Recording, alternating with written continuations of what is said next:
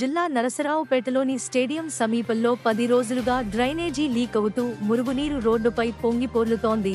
దీంతో పాదచారులు, వాహనదారులు తీవ్ర ఇబ్బందులు ఎదుర్కొంటున్నారు. స్థానికులు అధికారులకు ఫిర్యాదు చేసినప్పటికీ సమస్యను పరిష్కరించకపోవడంతో ఆగ్రహం వ్యక్తం చేస్తున్నారు. అధికారులు వెంటనే స్పందించి ఈ సమస్యను పరిష్కరించాలని స్థానికులు డిమాండ్ చేస్తున్నారు.